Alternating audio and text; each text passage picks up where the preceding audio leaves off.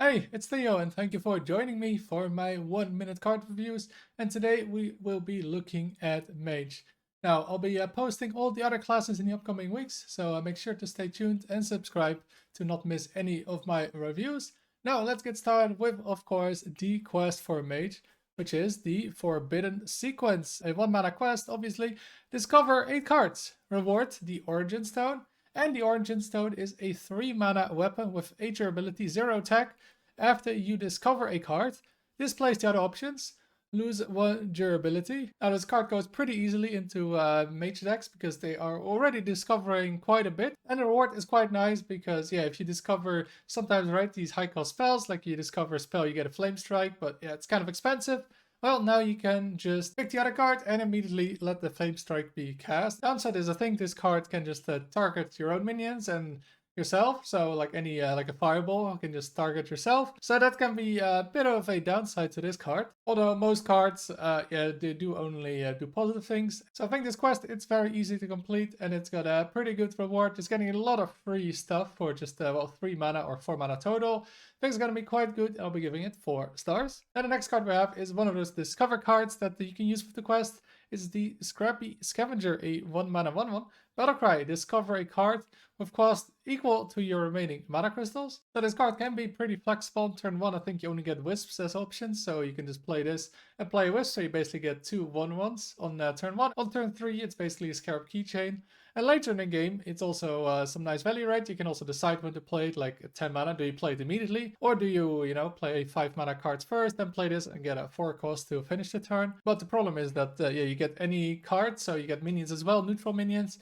And yeah, generally neutrals are a lot worse than class cards, but it also works really, really well with the quest. This allows you to easily complete the quest, and also it's amazing late game, of course. If you've done the quest, you play this on turn 10, you get the 3 9-cost cards, 2 of which will be immediately played. So while I don't think this card is too amazing by itself, I think it works really well with that quest, so I'll be giving it 3 stars. Then the next card we have is the Unearthed Artifacts. A 2 mana spell. Summon a random 2-cost minion. If you've discovered this turn, summon a random 4-cost minion instead. So obviously another card that goes into a discover deck for Mage, because yeah, just summoning a 2-cost, that is pretty awful. You never want to play a card that just does that. And just summoning a random 4-drop isn't that amazing either. Let's say like your average 4-drop is a 4/4. I mean, it's solid for 2 mana, but is it really what you want to be doing with a Discover deck? And it might be a little bit too random, so are you going to risk getting a good 4-drop, or are you going to have play a card that has an immediate impact on the board? Yeah, I don't think this card is amazing, but still, for 2 mana getting a 4-drop, it's not the worst, so I'll be giving this card 2 stars. Then the next spell we have is the Story of the Waygate, a 2 mana spell. Reduce the cost of cards in your hand that didn't start in your deck by 1. So this card goes back to Open the Waygate quest from Angora, where you had to play 5 at the start and now 8, I think. Cards that didn't start in your deck to enable it. But this one just reduces cards that didn't start in your deck by 1. So you can combine it with all those discover cards that you might be playing now with the quest. For 2 mana, this card does nothing by itself. And you basically need like 3-4 discovers at least for this card to be worth it, right? And this card, if you don't have that, is going to be stuck in your hand for quite a while. So yeah, it can be pretty clunky. You really need a lot of discovers, and you need to be holding on to these discovers. Because often, right, discovering basically costs tempo. So you want to be playing this card as soon as possible to get tempo back. And then you don't really have time to hoard cards in your hand. So while this card can cheat a lot of mana, I feel like it's going to be a little bit too difficult most of the time to really abuse this card to its fullest potential. So I'll be giving this 2 stars. Then we have the Vault Breaker, a 3 mana 2/4.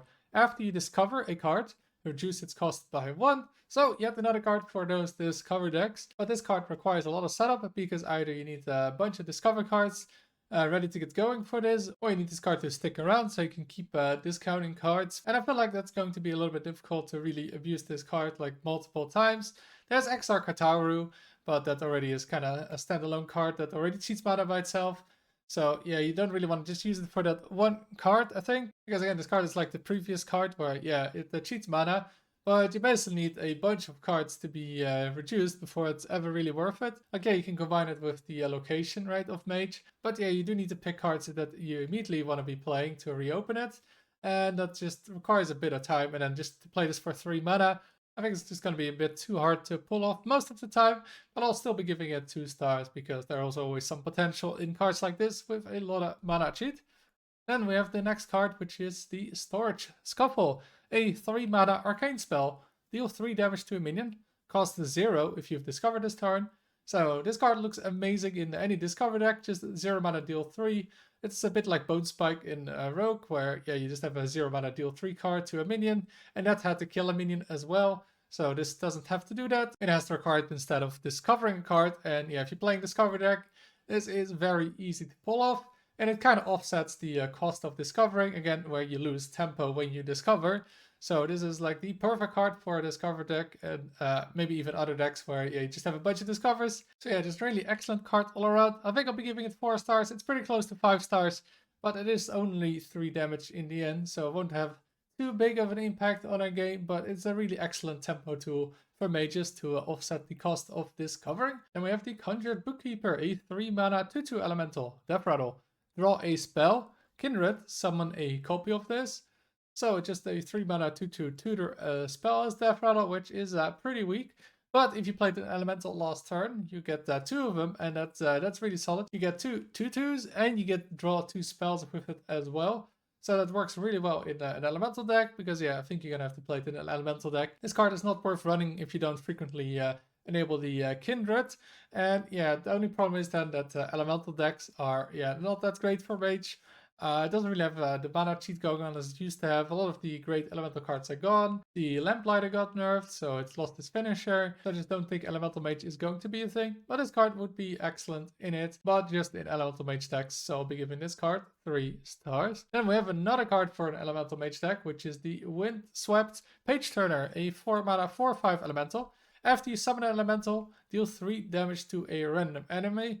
Now again, mages don't have any more mana cheat cards with the elementals, so you can't just play this and then play another elemental immediately afterwards on turn 4. But you can set this up to do a lot of damage, especially if you're ahead on board, right? If the opponent doesn't have a board, then you can play like the Firefly with this and already just deal 6 damage to the face with this one. And then, of course, there's more potential if you have more mana, more cheap minions to combine with this. So it feels like it can be a little bit difficult maybe to set up to have multiple 1-drops. Hold this in your hand for a while, right? This doesn't feel like a great card to play on 4. But the fact that it's Yeti stats, it's elemental tag, and is a nice upside, and it can really win games, especially in maybe slower matchups that don't play for board. I think it can still be solid if Elemental Mage is a thing, which I kind of doubt, but I'll be giving this card 3 stars. Then we have a 7 mana spell for Mage, the Relic of Kings. Discover a spell from any class that costs 8 or more. It costs 1. Now, if there wasn't a quest, this card would be pretty bad, I'd say. You spend basically 8 mana on a random 8 cost or more spell, but it's not very consistent, so it's not like you can just as Mage run this card and play it as a board clear. But of course, this card is made for the quest. And getting 2 8+ cost cards for free, sort of free. That sounds pretty amazing, though. The cards, I've looked at the standard pool right now. I haven't seen any other cards from the other 10 classes that you could get with this. But a lot of cards are that amazing. There's cards like Quasar, right? Wheel of Death. That's, if you're playing against like an aggressive deck and you play this, you can get those 2 options. You pick one, and then the quest plays the other. So either you lose your hand or you lose your deck, or you get like 2 board clear options when you have board. So I think there's a lot of bad outcomes for this card. So I'll be giving it 2 stars because it is still 3 8-cost cards or more that you could get. And then the last card we have is the legendary, the Titanographer Osk, 7 mana 7/7. Gains a random Titan ability in your hand that changes each turn. So one of those abilities from the Titans from, the Titans expansion. And the Titans were pretty amazing. But here you just get a random option in your hand. It's a bit like Ulu. Although, those options were way worse than Titan abilities. But I think there's some good Titan abilities, but the fact that it changes every turn means that sometimes, it can be pretty awful, right? You can get, draw 3 overload cards. That's pretty useless. And I'm not even sure if this works for Sargeras, because Sargeras abilities require you to have the portal, which is part of the battle cry. So lots of bad abilities, and then you only get one option. That one turn you can't save it. And then you just have to get lucky, I guess, that the ability that turn works really well. And it kind of goes against what made Titan so good, is that they were so flexible. So I think I'll be giving this card 1 star. I think it's just too random to have it as a 7 mana card to maybe get a good random Titan ability. And those are all the Mage cards for the Lost City of Un'Goro. Please let me know in the comments, what do you think of these cards? Do you agree with my assessments of them? Let me know. If you enjoyed the video, make sure to like and subscribe. Thank you for watching, and until next time.